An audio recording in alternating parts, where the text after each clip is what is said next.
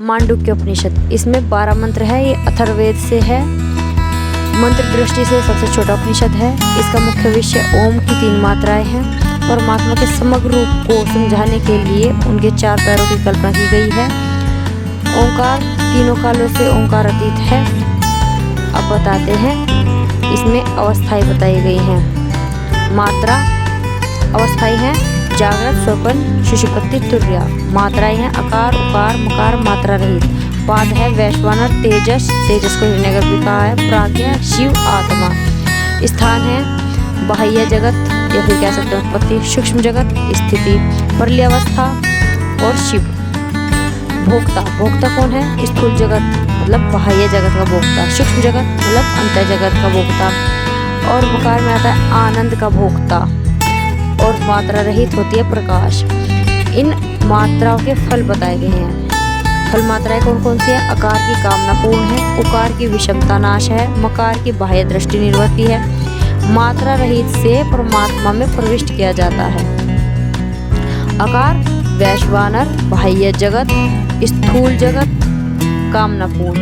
उकार स्वप्न है, तेजस है, हिरण्यगर्भ, सूक्ष्म जगत या फिर स्थिति, अंत जगत, विषमता नाश इसका फल है।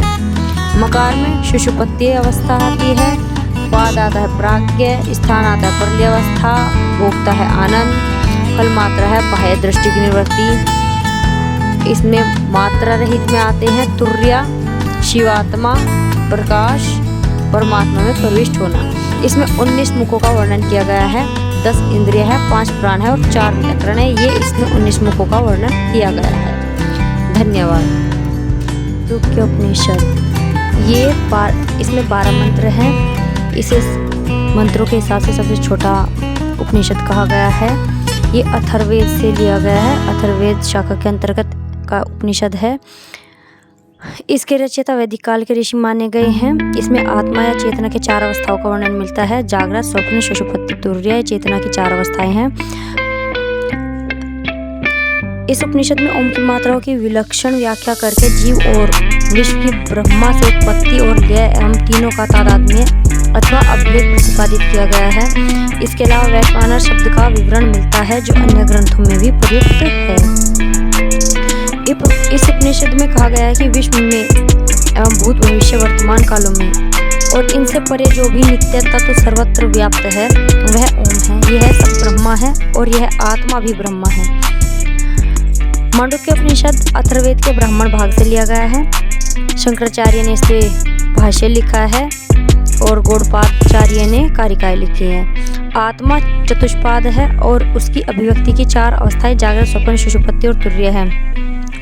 पहली अवस्था है जागृत। जागृत अवस्था में आत्मा को वैश्वानर कहते हैं, इसलिए कि इस रूप में सब नर एक योनि से दूसरी योनि में जाते रहते हैं। इस अवस्था का जीवात्मा बहिर्मुखी होता है।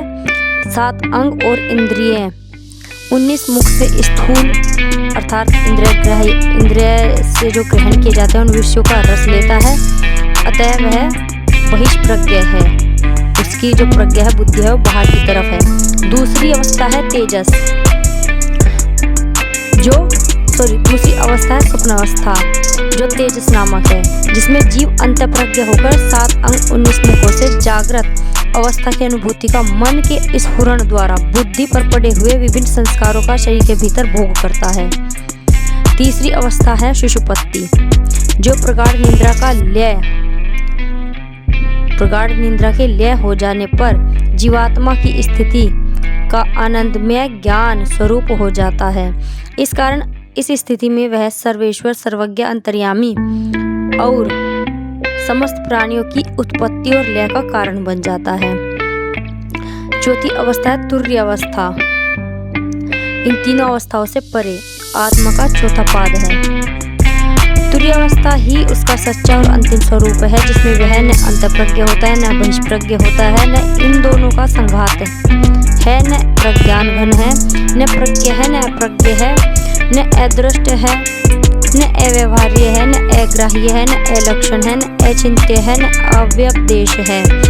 एकात्म प्रत्ययसार शांत शिव और अद्वैत है। जहाँ जगत जीव और ब्रह्मा के भेद रूपी प्रपंच का अस्तित्व नहीं है। ओंकार रूपी आत्मा का जो स्वरूप उसके चारों पादों की दृष्टि से इस प्रकार निष्पन्न होता है, उसे ही ओंकार की मात्राओं के विचार से इस प्रकार व्यक्त किया जाता है कि ओम की अकार मात्रा से वाणी का आरंभ होता है।